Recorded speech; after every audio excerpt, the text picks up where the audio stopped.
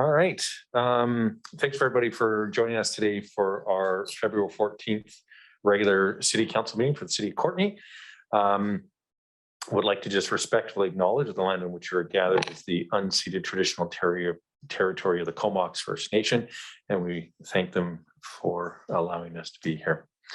Do have a quick announcement that Councillor Manocios has provided notice that he will be on medical leave from February 14th till April 14th. And his family has asked for some privacy at this time. And with that, we'll go into minutes. So motion to adopt the January 31st, 2022 council minutes. That's been moved and seconded. Any errors or omissions? Seeing none, all those in favor? Any opposed? And that passes unanimously. Any late items? If not, is there any objection to the agenda as presented? Has been changed just for clarity and keeping the beginning of our meeting together. So we'll start with item number 3.1, the Randy Witcher Freedom of the City. And I am tremendously honored to welcome the members of the Witcher family to this council meeting. We have Wendy, Riley, and Tori. I saw Tori wave there.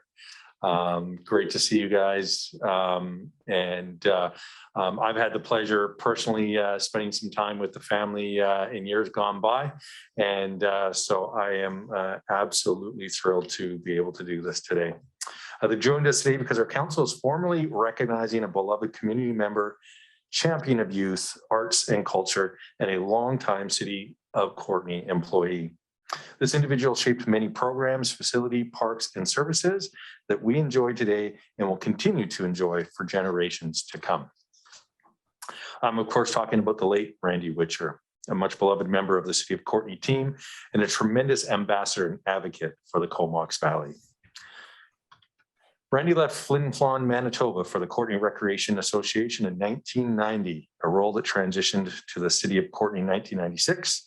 As the city's director of community services, Randy led countless projects and events, large and small, such as Courtenay Centennial celebrations, the expansion of the Lewis Centre, the BC Seniors Games, Olympic Spirit events, and renovations of the Sid Williams Theatre and the Native Sons Hall. He was instrumental in establishing the Link Youth Centre, Sims Millennium Park and Pavilion, the Rotary Trail, and many other parks, trails, and playgrounds. I'll stand by.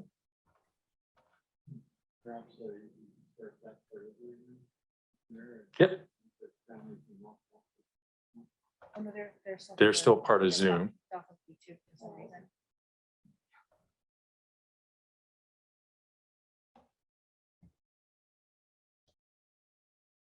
Technology, eh? They're still part of Zoom.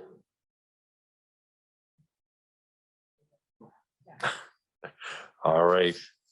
My apologies. I'll take the blame for that one. It was technology that's fighting us here. I'll maybe start back from sort of the history of Randy. So Randy left Flin Flon, Manitoba for the Courtenay Recreation Association in 1990, a role that transitioned to the City of Courtenay in 1996. As the city's director of community services, Randy led countless projects and events, large and small, such as Courtenay Centennial Celebration, the expansion of the Lewis Centre, the BC Seniors Games, Olympic Spirit events, and renovations of the Sid Williams Theatre and the Native Sons Hall. He was instrumental in establishing the Link Youth Centre, Sims Millennium Park and Pavilion, the Rotary Trail, and many other parks, trails, and playgrounds.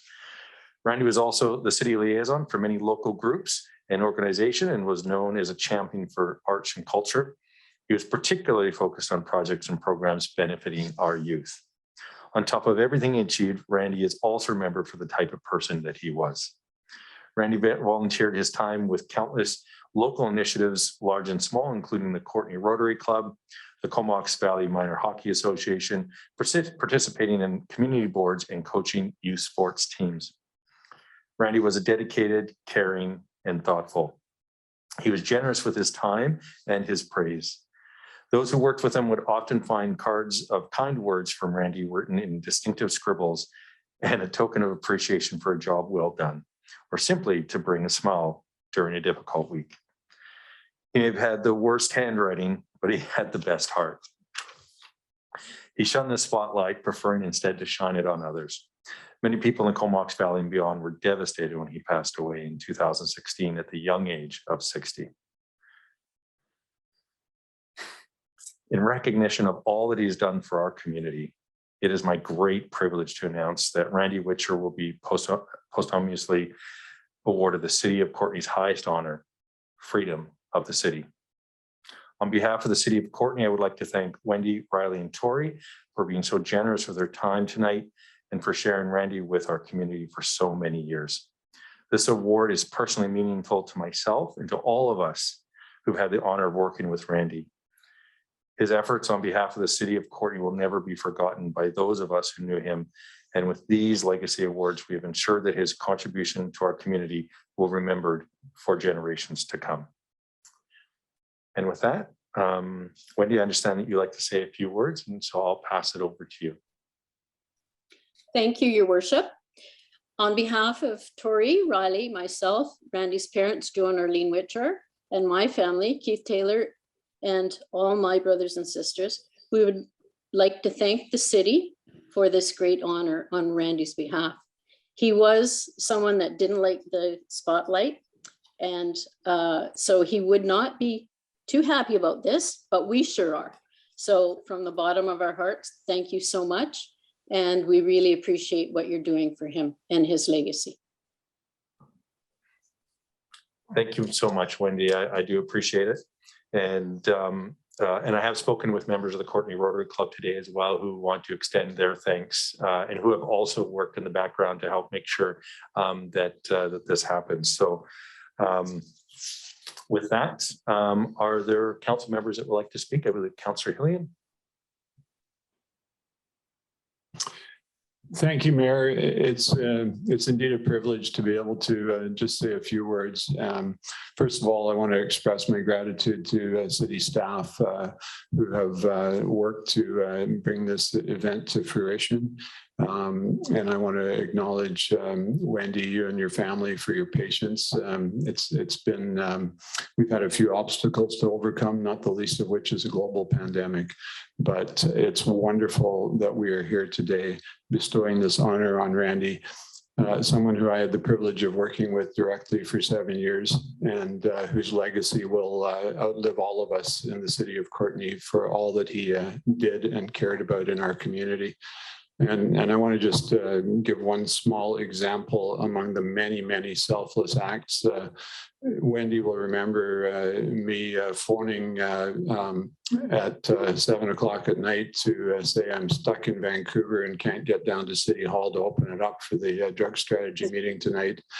And of course, she would pass the message along to Randy and he would be down there to let people in so the business could carry on with never a second thought. We worked very closely together through the centennial celebration, which was in many ways the crowning touch on Randy's wonderful career of community service and in particular to this community. And I just want to say once again what a privilege it was to know him, to work with him, how much we all miss him at the city, and just to extend all our very best wishes to you and the family. I know that we have another item of business on the agenda tonight for further steps that will acknowledge his legacy, and I look forward to that coming to fruition as well. Thank you so much. Thanks very much, Councillor Hillian. And Councillor Morin. Great, thank you, Mayor. It's so great to see Wendy and the family on the call. The part that really resonates with me is Randy's contribution to working with youth in the community. I was a youth worker for many years, and we would go to Randy with these wild ideas about youth festivals in Lewis Park and things like that. And he was never, no, we can't make that work. It was always, yeah, what can we do? And sometimes those events were quite wild with youth bands and all kinds of other things going on. And he was always the first person to support those things. And of course, it was mentioned tonight that he helped with the development of the Link Youth Center. So I know that there are many young people who are now much older who benefited from him giving voice to those things. And I would also say kind of really brought some of the social issues to the forefront for the city and really saw the importance of that in our quality of life here. So thank you so much. And thanks for sharing him. I'm sure that there were many nights he got home late, etc. So thank you. Thanks so much, Councillor Morin. And I believe that that wraps up comments from council. And so really want to appreciate that. And again, just reiterate, it was my distinct honor to have worked with Randy, usually at length, as it was through Rotary projects and those kinds of things. But also one of those Rotary projects was sending Tori on Rotary Youth Exchange. And so to get to know the family and really how much you guys supported him and hopefully the next thing on our agenda will be well received. So with that, thank you everybody for sharing your memories of Randy. We're privileged to have known him. It is now my honor to introduce a related item on the agenda, the Civic Plaza renaming to commemorate Randy Witchar. Would somebody please move the staff recommendation? Councillor Killian. Thank you, Mayor. I move that based on the February 14th, 2022 staff report, Civic Plaza renaming to commemorate Randy Witchar, that council approve option 1 and direct staff to rename the Civic Plaza as the Randy Witchar Plaza. Excellent. That's been moved and seconded. Thank you very much for doing that. There is no staff presentation, but there is Craig available if there are any questions. And Mr. Garbutt. Thank you, Your Worship. Through council, staff were acting on council's motion of October 2018. We were impacted through a number of issues, and we're really proud to come forward with this recommendation in consultation with Randy's family. And had a number of discussions with Riley on the family's behalf. And so we do have this option in front of council, and it has the support of the family and staff. And you do have in attached to that staff report is an endorsement by the Sid Williams Theatre Society. So again, I would just say this so sad Randy's passing. Everyone has so many stories. I shared an email with staff letting them know about the freedom. And there's just so many stories, very, very emotional time for me. Randy was a friend and mentor as a young local government staffer with the city. And really, it's such a wonderful honor, very prominent location within the city. Thanks very much. Thanks very much for that. And Councillor Killian. Thank you, Mayor. I just want to acknowledge Mr. Rod Hunter, who was one of Randy's best friends and who worked with us on the Centennial Committee where I got to know him. And it was at his suggestion that the resolution to rename a city street or public area came forward. And that encapsulated the many, many people who wanted to see a special acknowledgement for Randy within our city that, as I said earlier, would serve as a lasting legacy. And I know that Rod and many of Randy's other friends are aware of the presentation tonight. And I want to bring a special note to the fact that the staff report does indicate plans for a public celebration at some point in the summertime when we're through the challenges, hopefully, of gatherings and can bring our community together for what I'm sure will be a huge event that will suitably acknowledge Randy. The report also acknowledges the involvement of Rotary in making some improvements and updating to the plaza that will be in fitting with this tribute. So just that special acknowledgement to all of Randy's family and friends out in the community and the opportunity that will be provided for them to get together come summertime. Thanks very much. Thanks so much, Councillor Killian. And yeah, it will be my honor tomorrow to visit the Courtney Rotary Club as well to make an official presentation to them so that they're recognized again for the great work that that Randy did on their behalf, but also a lot of the members there have been asking about this. So there's a lot of interest for sure, not just in this, but also in works that they can do to help honor him. With that, I don't see any further questions. The motion has been moved and seconded. All those in favor? Any opposed? That passes unanimously and is carried. Having been carried unanimously, I look forward to celebrating Randy and his contribution to the city and with his family, friends, and community at a plaza dedication event this summer. So, all right. Man, that feels good. I feel like we've done all the work we need to do today, but unfortunately, there is a little bit more left on our agenda. And so we will move into development services. And I have Councillor Cole Hamilton. Yeah, Mayor, I was just going to move the recommendation if I may. Yes. So I'll move that based on the February 14th, 2022 staff report, development variance permit number 2105, 3168 and 3330 Mission Road and 3231, 3289, 3311 and 3328 Clackawanna Crescent. Council approve option 1. That council direct staff to provide public notice to adjacent property owners and occupants and request feedback regarding development permit variance number 2105, and the council make a decision on development permit number 2105 at the February 28th council meeting. All right, that's been moved and seconded. Thanks very much. And Mr. Garbutt. Thank you, Your Worship. Mr. Marshall is here to give a short overview. Staff of council has any questions? This is the second round of variances that were requested in this development. The staff report provides an overview of the implications, and Mr. Marshall is available for some questions if council has any. Excellent. Thanks very much. And looking to council, I don't see that there's any questions at this point. So I think the report speaks for itself. And with that, we do have it moved in second. Councillor Cole Hamilton, just under the wire. Yeah, thank you, Mayor. I just wanted to ask if we can get a little bit of context on the concerns that were presented by the owner of lot number 3. And I just want to know how they were taken into account by staff when the recommendation was made.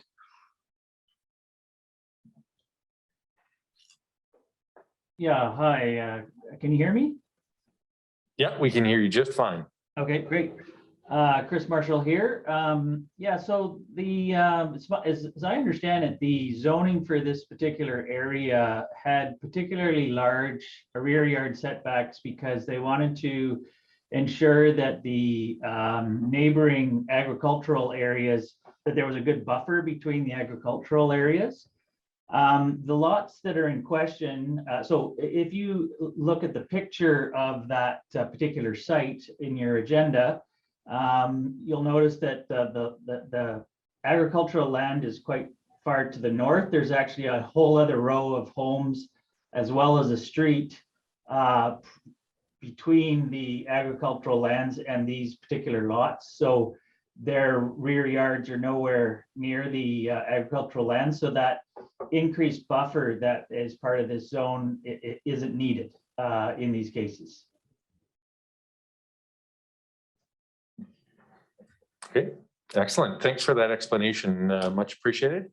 And I don't see any further questions or comments at this point. So I'll call the question. All those in favor? Any opposed? And that passes unanimously.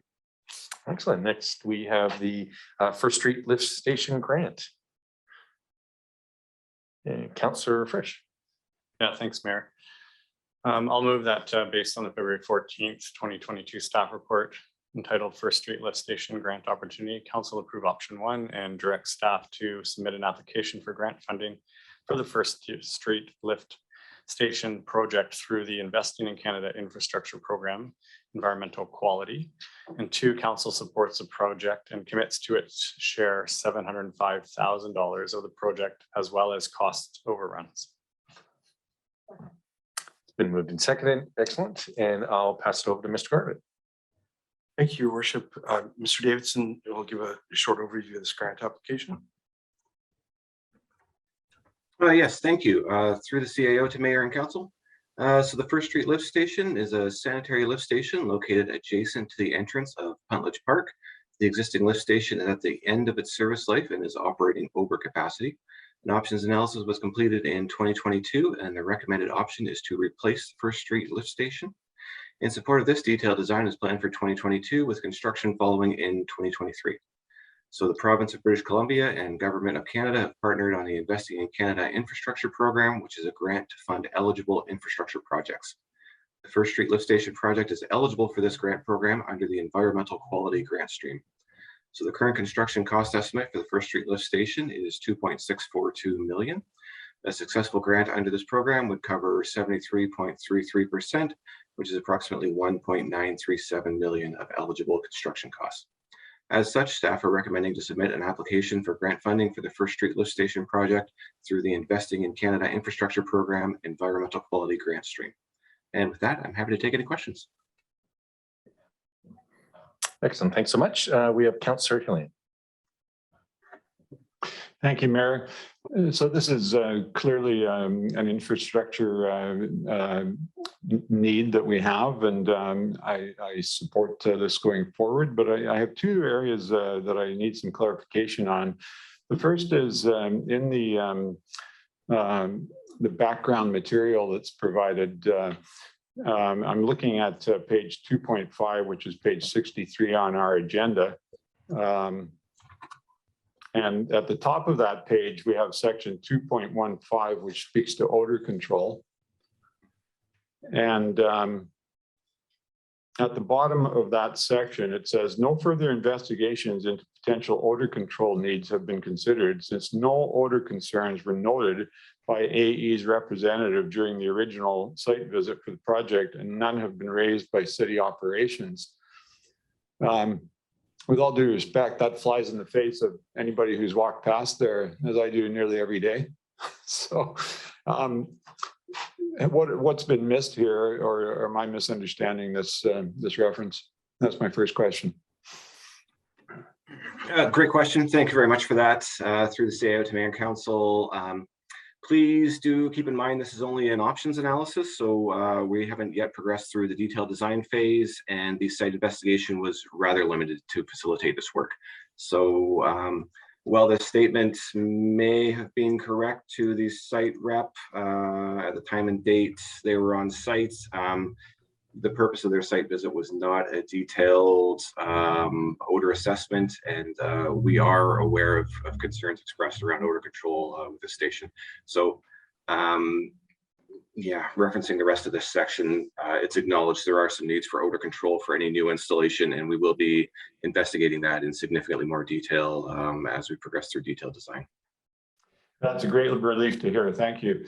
My second question is in relation to the time frame for the project. And I understand that the intent would be, and this is based on the chart on page 47 of the agenda, that this would take place, the actual work would take place in 2023. But I'm just wondering, you've got the construction scheduled for June, July, and August.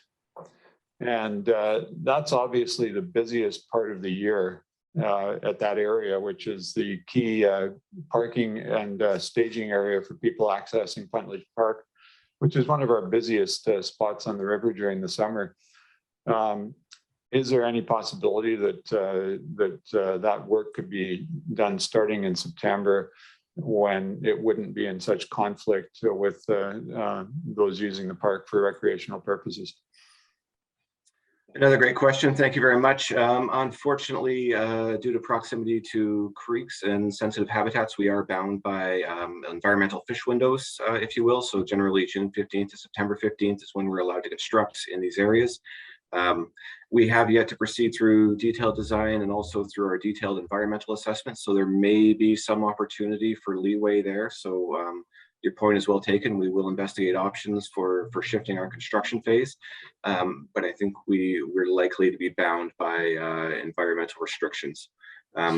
Further, since we'll be doing some deep excavation we would prefer to excavate in the summer just to avoid any concerns around groundwater and to make construction installation easier in general. Thanks. I'll just ask a follow-up if the mayor doesn't mind. So maybe you could help us to understand, everybody will obviously know that salmon are spawning and there's a great fish run in the river in the fall. But how does this project actually impact the river? Surely we're not digging into the riverbed in any way in this project. Great question. No, we will not be digging into the riverbed or working in or about a water body as defined by the province. However, due to proximity to this riverine habitat and location of a SARA listed species, so species at risk in the nearby water body, we're exercising an abundance of caution, and we are factoring these considerations into our project phasing. So as I said, it's not guaranteed that we'll be locked into this construction schedule, but I think it'll be likely, especially after we engage with the province Ministry of Forest, Lands, Natural Resources, and also the DFO. Okay, thanks. I do appreciate you looking into those concerns. Thanks, Councillor Helene, and those are nicely detailed answers. So thanks very much, Mr. Davidson. And next we have Councillor Moore. Great, thank you, Mayor. Yeah, I appreciate Councillor Helene bringing up those questions because I had some of those as well. I'm thinking just in terms of dates, you know, maybe even if it was late spring or something, if that fit into the, I don't know. But anyway, it would be nice to be able to look at those dates. I just wondered if, I know we have the report, but just for the benefit of anyone watching or following up later, was interested if you could just give a brief briefing around the location options. And I just wondered if that would, shifting the location would mitigate some of those concerns that are mentioned. And I'm assuming those location options would be fleshed out during the detailed design, but I wondered if there was anything you could speak to on those. Yes, absolutely. Excellent question. Thank you very much. So we did investigate 4 options within this options analysis. So Woods Avenue at First Street was option 1. Option 2 was near the existing lift station parking lot, which is what we're proposing to proceed with. Option 3 is 1025 First Street, and option 4 is Pidcock Avenue right of way. So each of these options have pros and cons. Ultimately, due to technical considerations and cost considerations, option 2 was the proposed recommended option. So I do believe option 1 was cheaper, but option 2 was slightly more. The reason we went for option 2 is we're challenged by elevations, and we're challenged by some of the existing services and some of the existing infrastructure that comes into the site. So it was viewed that moving the lift station site too far away from its existing location would have a much more significant impact on the surrounding area, especially if we got into redoing any of the existing gravity mains that are coming into site or any of the force mains that are leaving the site. So even though it is a slightly more costly option, it was viewed as better overall, as lesser impact and less intensive work. Okay, thank you. Excellent. Thanks, Councillor Moore. Mr. Garbutt. Thank you, Your Worship, to Council. Lots of good questions about the recreation use of the area. And so if we're successful with the grant and or the project itself, which we need to upgrade the station, that would recreational access would something that would have to be factored into the construction. So that would be determined if and when we move forward. And staff are very aware of the implications that this area has for the community, well, the local area, as well as the wider community to access the river. Excellent. Thanks very much. It looks like that's all the questions and comments we have at this point. So the motion has been moved and seconded. So all those in favor, any opposed, and that passes unanimously. Excellent. Next, we have the Anderton Dike option analysis. Councillor Cole Hamilton. Yeah, thanks, Mayor. So I'm going to move that based on the February 14th, 2022 staff report, Anderton Dike options analysis, council approve option 1 and direct staff to proceed with an options analysis to determine the best approach to address the structural deficiencies of the Anderton Dike. Excellent. It's been moved and seconded. Mr. Garbutt. Mr. Davidson, just give a brief overview of this report. Thank you. And I, in turn, will hand it over to Janine Tazioli, who will give a brief overview. Thanks, Chris. Through to the CAO, to Mayor and Council. The Anderton Dike Wall is located along Anderton Avenue along the west side of the Courtenay River. It's composed of a precast concrete section along the Riverside Park and a sheet pile section in front of Anderton Arms and the former Kona Hostel. So this structure is inspected annually to meet the requirements of the Provincial Dike Maintenance Act. And due to ongoing structural and geotechnical concerns, the dike wall is also monitored quarterly to detect movements within the wall. Movements detected in 2021 prompted a structural assessment, which estimated the remaining lifespan of the structure to be 2 or 3 years, assuming no floods or seismic events. So if a flood or seismic event were to occur, the structure may have a shorter lifespan. As such, staff are recommending that we proceed with an options analysis to identify the best approach to address the structural deficiencies at the Anderton Dike. So with that, I'm happy to take any questions. Excellent. Thanks very much. And we have Councillor Hillian. Thank you, Mayor. I don't know if the members of staff were in the engineering department when the major work was done on this piece of infrastructure back in, is it 2015 or 2016? Somewhere in there. But as the report we have indicates, there have been concerns about this for quite some time, and they reached emergency proportions at that time. Am I correct in understanding that they need to fix that situation on an emergency basis precluded any long-term fixes, such that we now have this coming back again, presumably with a fairly significant amount of money that will be involved to provide a more lasting repair? Yes, more lasting repair is required, and in 2016 that emergency work was needed. And since then we have gotten some stability in the structure with our ongoing monitoring. However, that seems to be coming to an end. So we are looking to plan the next phases of the project and figure out what that permanent solution would look like. Thanks. And are we engaged in dialogue with the landowners on the adjacent properties? One of which is unfortunately the hostel that burnt down, but the other is the apartment building. Presumably they know what the situation is and what our hopes and plans are. Well, this is the first stage of the process. Like once we start that options analysis, the stakeholder engagement is going to be a part of developing those solutions. So we're just at the beginning of that process right now. Thanks very much. Thanks very much, Councillor Hillian. And I don't see further, Councillor McCollum. Thanks, Mayor, and thanks for the report. I had a question just around the financial planning aspects to this this issue. It's outlined in the report that to qualify for the federal grant, it needs to be a minimum of $1 million repair, and can be as much as 20 million, I think is what the report said. And I mean, even on the low end of that spectrum, it's quite a significant amount of money.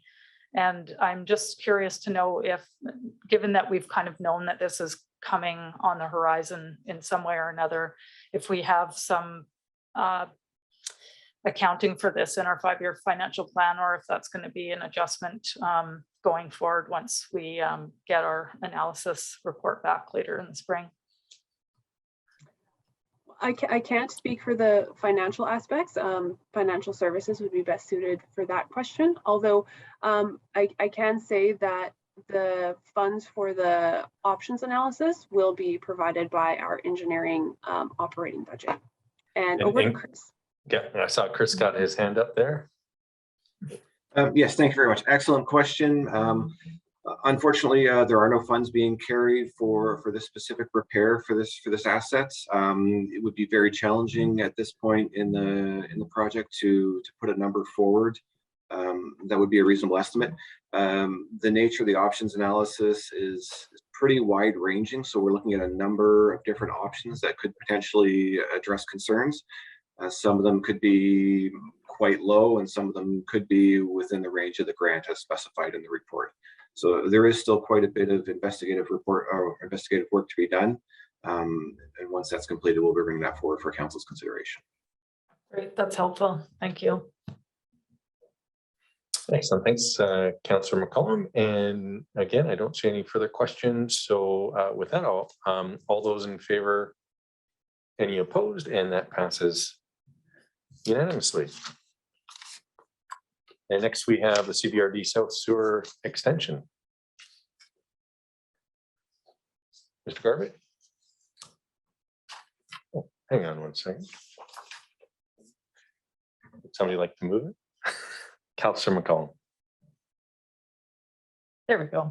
I'll move that based on the February 14th, 2022 staff report, CVRD South Sewer Extension, council approve option 1 and direct staff to send correspondence to the CVRD in support of their application to the Investing in Canada Infrastructure Program Environmental Quality Substream for the South Sewer Extension Project. All right, it's been moved and seconded, and Mr. Garbutt. Thank you.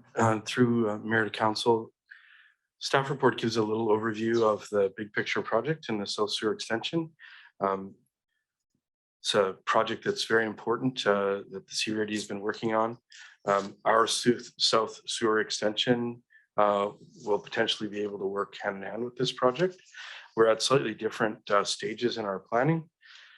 Staff recommends providing that letter of support as it's an extremely important project with our wider regional community and has benefits for Comox First Nation and the Union Bay Settlement Node in accordance with the regional growth strategy.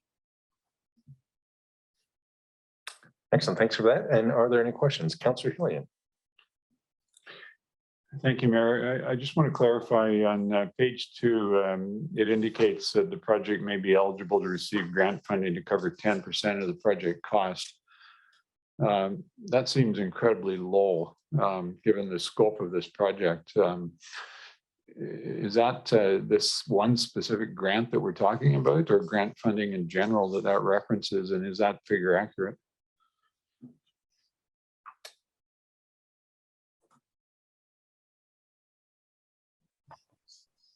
Chris, can you speak to that?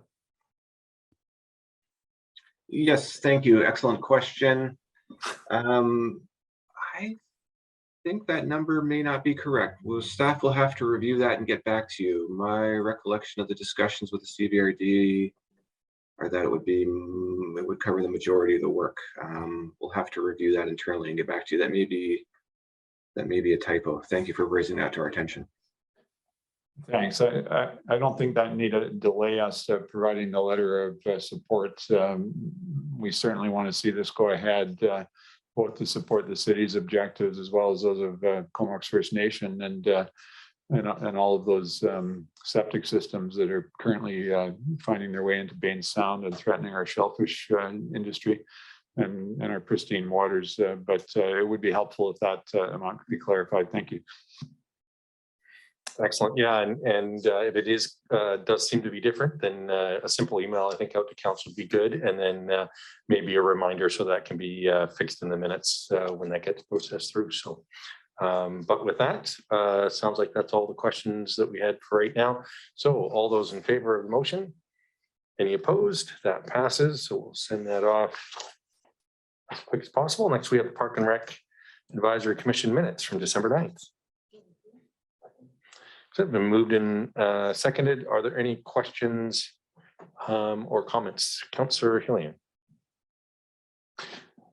Thank you, Mayor. I'm just seeking some clarification. There's an item related to parks naming, and at the bottom of the main page, And it mentions Mr. Hagen, whose name is actually spelled wrong. I believe it's Hagen, our former MLA and cabinet minister. I'm just wondering, there's no reference to a park being named in his honor. I'm just wondering if there's any detail that staff can provide us with in that regard. Mr. Garvey. Thank you, Your Worship, through Councillor Hillian. There is a park identified in our parks inventory, and it's part of the Recreation and Parks Master Plan for former Minister Hagen. It's in the Crown Isle area, and it is on its list for park development and planning. Okay, thanks for that.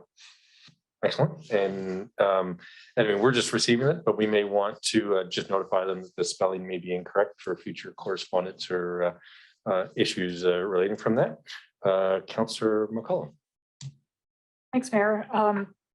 I believe the last time we had minutes from the Parks and Recreation Advisory Commission, we were discussing whether or not there was an alternate for Councillor Theos, and then tonight we learned that he's on a leave of absence. So I just wanted to flag that we should probably assign someone else.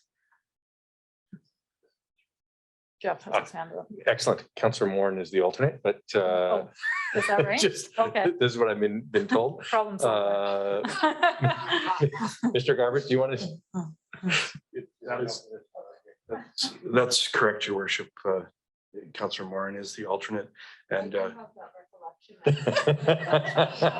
yeah, it's been a while. And then if Councillor Moran isn't available to attend, you can certainly see if I'm able to attend, or pretty much any council members. just we've also tracked participation for Councillor Theos, and that arrangements are underway to have that coverage. Yeah, so that way notification gets to people for any of those kinds of things. So thanks for bringing that up, Councillor McCollum. Appreciate that. Well, it's been very exciting going through the Parks and Rec Commission minutes. Any other questions or comments before we move along? Seeing none, other than the typo potentially in there, we'll accept these as received unanimously. And next we have the Corporate Services Management Report. We certainly can if you'd like to. Sure. So move receipt of all reports, all management reports simultaneously. And are there any questions or comments? And I do see Councillor McCollum. Thanks. Yeah, I just had one question about the Public Works Services. Where is it here? Under strategic initiatives, it's reporting the completion of phase 1 construction for the 17th Street bike lanes. But I don't see the phase 2 listed in this report. And I just wanted to confirm that perhaps was with our engineering. All right, and that's on department. page 128 of the agenda. So Yeah, that's right. Mr. Garbutt. Mr. Shaw is on the Zoom call, but it is underway jointly between Public Works Services and Engineering Services. Should be added to the table. I'm sorry, I didn't catch that.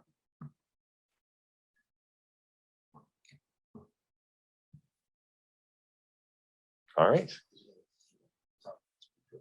Did you want to speak to it, Kyle? Sure, if I may, thank you. Through the CAO to Mayor and Council.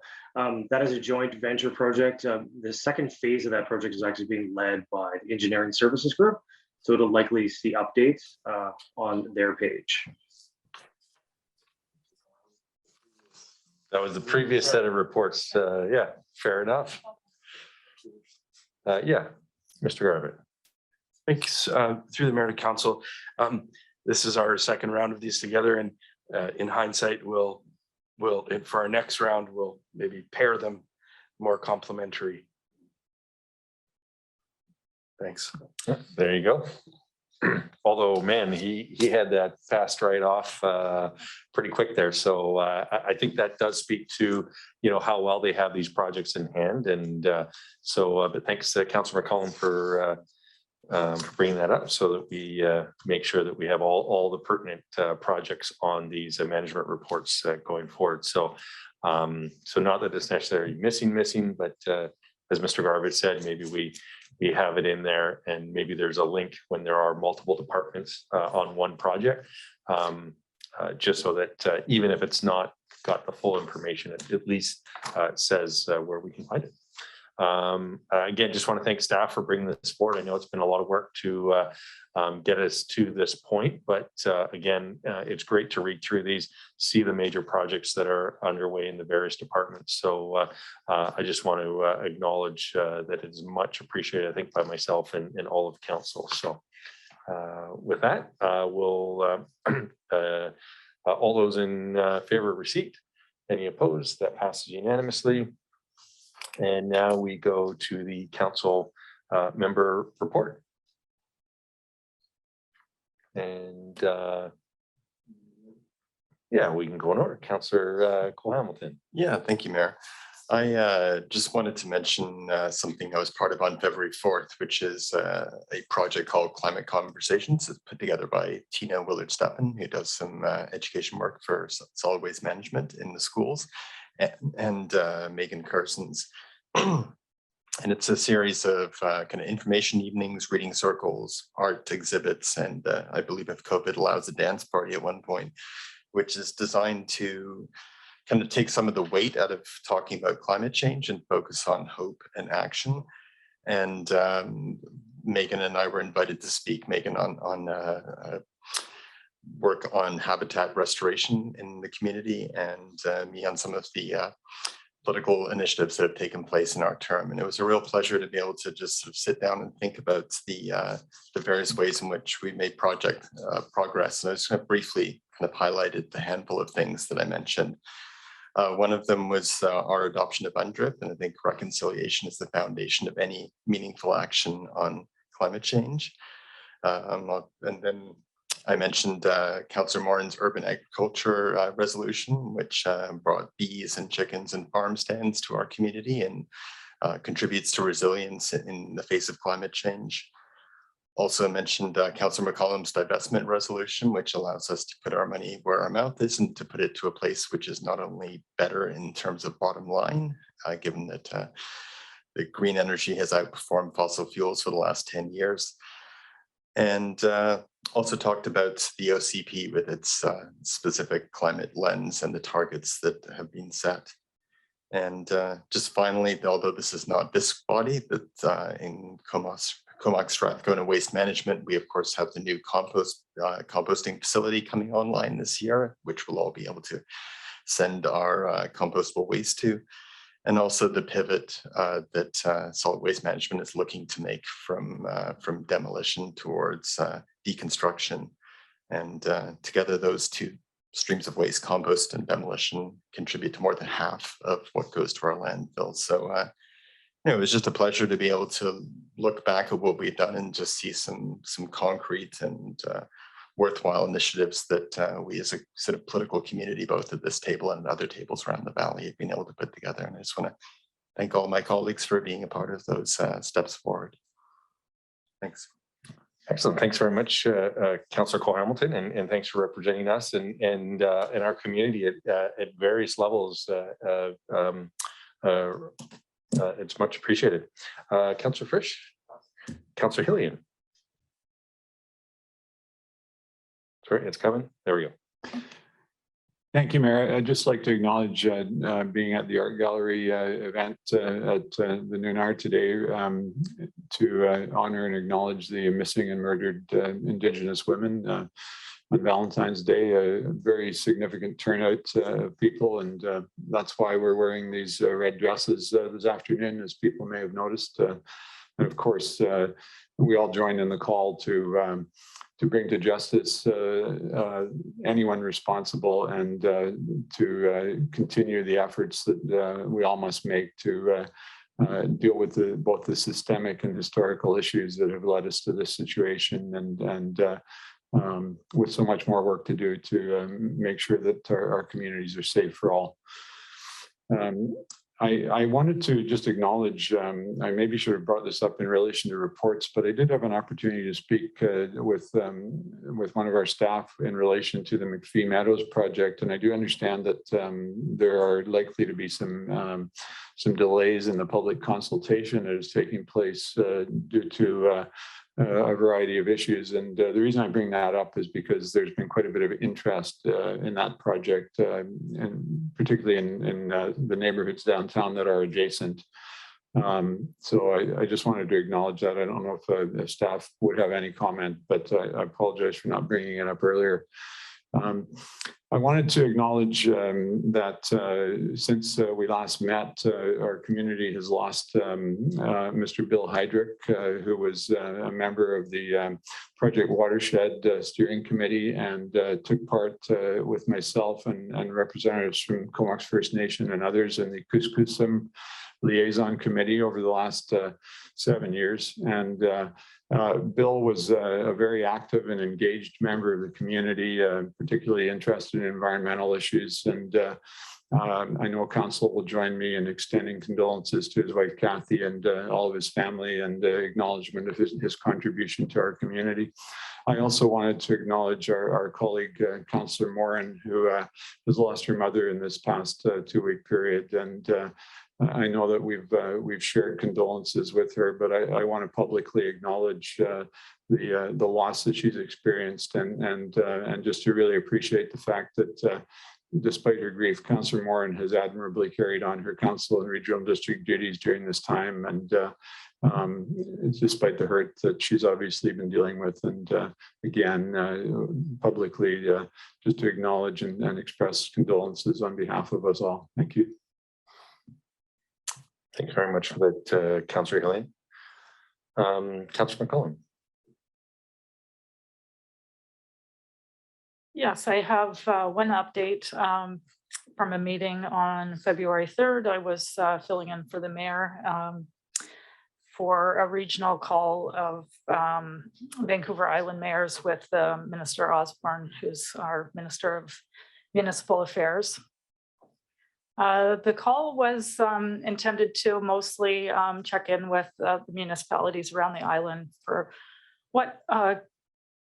what's on the horizon for the last part of our term, and how we're setting the stage for or passing the torch for the next round of municipal officials that'll be elected in the fall.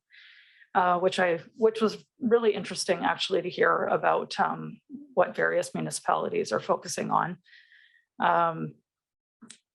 There's definitely some themes that came through, and indeed as the call went on, I would say that it became more and more focused around just the burden of what municipalities are facing in terms of trying to deliver services and address our increasing homeless population really right across the island, especially in urban areas, and all the other social issues that kind of go along with that in terms of substance use and mental health issues. And many mayors across the island just expressed a lot of frustration that municipalities are bearing the brunt and are having to respond in a way that has not been an expectation on local government before, but also that the province just has not acted quickly enough to address it. And many of the electeds on the call were expressing just the emotional burden and questioning whether or not they would want to continue on serving in local government, just given the stress that responding to these issues have caused. And it made me realize that certainly what we're talking about on a weekly basis at our council is not a lot different than what's happening in Campbell River or Nanaimo or Duncan. And those mayors spoke very eloquently about the issues that their community is addressing.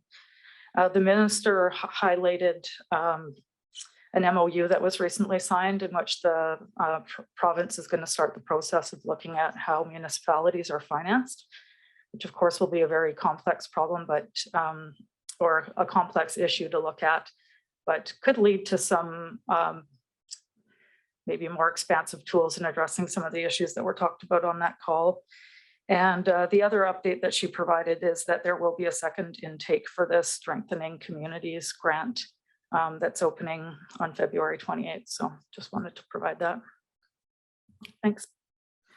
Excellent. Thanks so much, Councillor McCollum, and thanks again for representing the city on that call. It's much appreciated. Councillor Warren. First, I'd like to thank Councillor Hillian for those words, and to my colleagues on council and to staff for providing condolences. Certainly, in my experience, it's not lost on me that there are many people in the community caring for elderly family members, etc. I'm not alone in that, and I certainly feel for those who are going through that experience. I wanted to just bring up a couple things. This is sort of alluding a little bit to the resolution towards the end of the meeting. I've been participating on a provincial committee, broken drug policies, and I'm going to try to do a report up. It's not something that's been appointed to me, but it's something that I've been interested in, and was received an invitation to be part of this committee. Was open to many elected officials across the province, and it's really looking at the drug policies and how they're impacting us from community to community. And I'll try to bring something forward to give a bit more specifics on that. The Canadian Drug Policy Coalition is heading that up with a really great project coordinator, Nicole Luongo, who's really knowledgeable. And there are other local government folks participating on that as well. And I just also wanted to highlight something that some of us have been part of on February 3rd. Many of us attended the Regional Tourism Forum with elected officials. And I just thought it would be important to highlight that for the public, that we have started to reconfigure how we're managing economic development. And of course, tourism has been a huge part of that. And this forum was with Vancouver Island Tourism, who has taken over the contract for those services locally. And I thought it was a really good session to see what they're already doing and what kind of plans they have, and also to seek input from us. And I could just see that there was a lot of alignment with some of the values and how we'd like to see tourism going forward. I think it's a real opportunity to look at how tourism impacts our community, both obviously positively and negatively, and how we can maybe shift our approaches so that the beautiful environment and scenery and services that we have here that bring people here are not impacted to the point where we kind of lose the quality of that because of so many folks. So really looking at how we're doing that going forward. And I think also really involving a broader network of stakeholders as well than maybe had happened in the past, to involve First Nations leaders and community members, as well as arts and culture, and just a much broader spectrum, and also looking at the social impacts of tourism, again, positively and negatively. So anyway, I just wanted to highlight those couple things. I'll provide my report from the many other things that have been going on, but just wanted to bring that up. Thank you. Thanks very much, Councillor Morin, and I appreciate you bringing up the TBI meeting. It did point out that somehow I've been removed from some of the lists, so I didn't get an invite to it. But I did watch it on YouTube, and that's reminded me to actually post that out so that people who want to see that discussion can do so. It was a great presentation and a great discussion. And so I just want to appreciate everybody who did attend that, and my apologies for not making it there. But a couple of things I did step in for Councillor Hillian at the Homelessness Coalition meeting. and they meet once a month to basically talk about, update each other on projects they're working on, challenges, et cetera. And what I would say is there's lots happening right now. Hopefully there can be some announcements in the near future, but really probably the biggest thing to be aware of is that there's the pressure that everybody's feeling on those front lines dealing with the homeless population, people with mental health and addictions issues.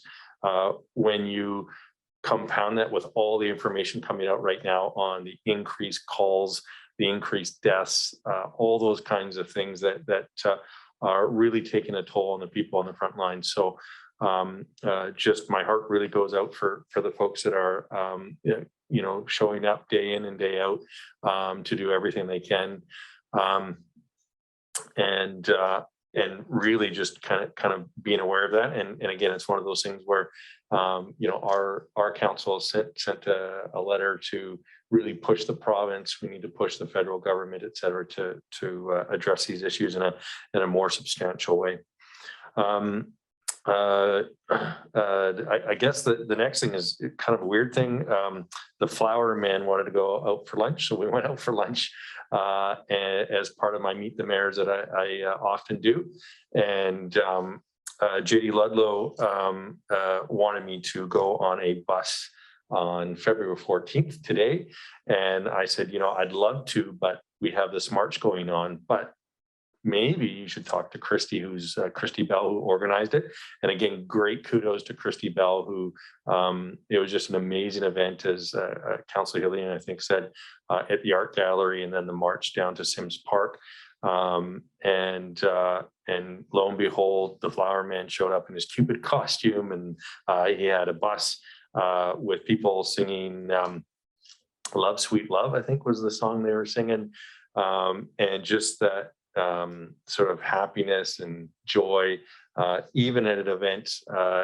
Christy thought it was very appropriate because there's a lot of pain, but that pain also needs healing. So as she mentioned a couple of times today, they want to laugh, they want to giggle, and having a grown man in a Cupid diaper can do that. So really just want to give a shout out. He's done some things in the past, like random acts of kindness and stuff, again, utilizing transit buses where he works, and really appreciate all the things that people in our community are doing to make it a better place. So with that, we'll go into resolutions of council. Councillor Cole Hamilton. I'm really quick with the mic today. So I'll move that at the conclusion of the regular council meeting, council close the meeting to the public pursuant to the following subsection of the community charter: 90(1) sub K, negotiations and related discussions respecting the proposed provision of the municipal service that are at their preliminary stages, and that in the view of council could reasonably be expected to harm the interests of the municipality if they were held in public. Excellent. That's been moved and seconded. Any questions or comments? Seeing none, all those in favor? Any opposed? That passes unanimously. And into request for a letter of private support, Councillor Moore. Thank you, Mayor. I have a resolution here. It's support for private members bill C-216. And it reads that I move that the City of Courtenay write to the Federal Minister of Mental Health and Addictions and the Prime Minister of Canada supporting private members bill C-216, being an act to amend the Control of Drugs and Substances Act and to enact the Expungement of Certain Drug-Related Convictions Act and the National Strategy on Substance Use Act. And I'll speak to that. All right, that's been seconded. Back to you. Yeah. Great, thank you. So this resolution has been passed at the Village of Cumberland and the CVRD. And just a few details about this particular members bill that's being put forward by MP Gord Johns. This act would serve to address the harm associated with the criminalization of substance use, ensure that interventions are based on evidence-based best practice, address root causes of problematic substance use, ensure low barrier access to a safe supply of medically regulated substances, provide universal access to recovery, treatment, harm reduction services, etc., implement evidence-based prevention programs, and reduce the stigma associated with substance use. And, you know, many people wonder why we're advocating for things that are out of our jurisdiction. I think it's really clear that this issue has impacted literally thousands of people, many in our community. We did receive some letters of support for this resolution, and I did contact one of the constituents to see if I could quote some of the things that she had said, because I thought she did a good job highlighting some of these things. Shannon Simcoe. And one of the things that she brings up in her letter to us is the BC Coroner's report that actually just came out on February 9th. And in that report, it states that there were 2,224 suspected illicit drug toxicity deaths, the most ever recorded in a year.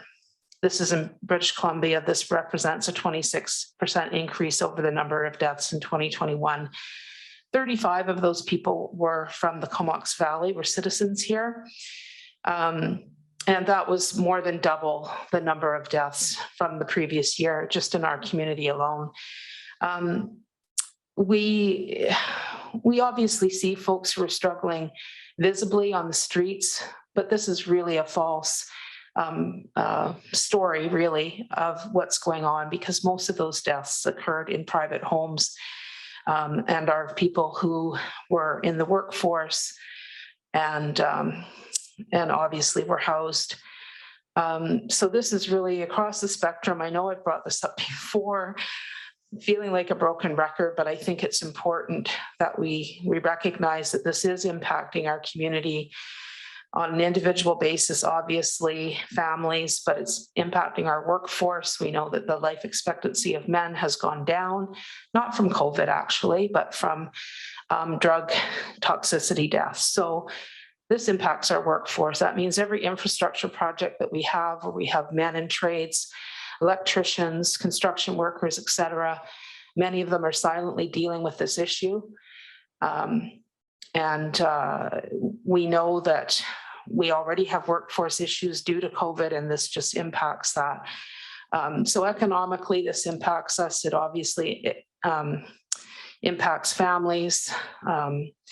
And I don't want to get too dramatic, but I think we all get that this is not an isolated thing.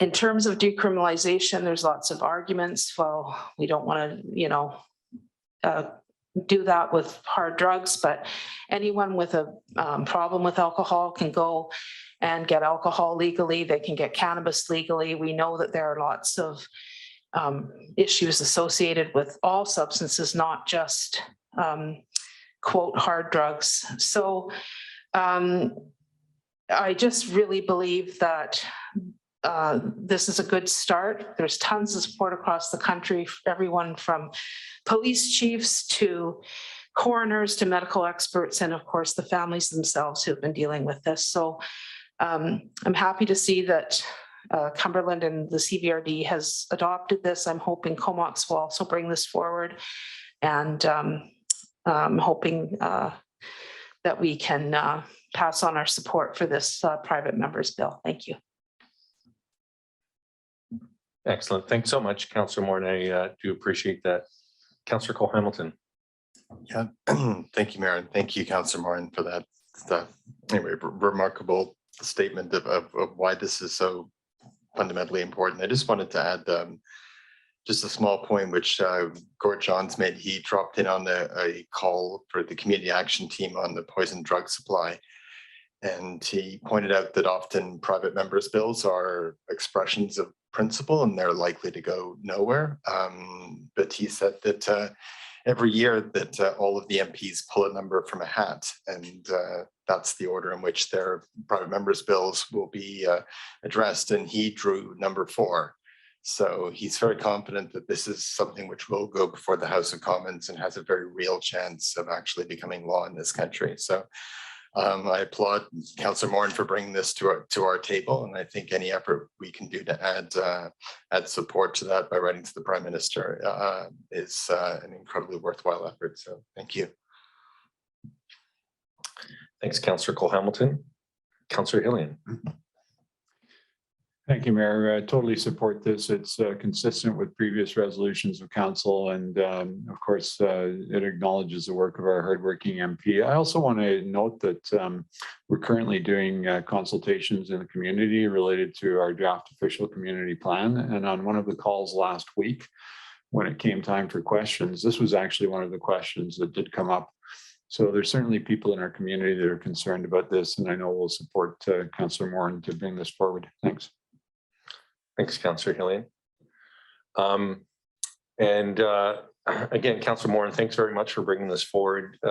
Again, I mean, for those that are on the front lines, it just makes sense, I think, and for those that might criticize because it goes beyond the mandate of a local city council, I can attest, and I think most of our councillors can attest, that most of the most challenging and difficult things that we have to deal with stem from mental health and addictions issues.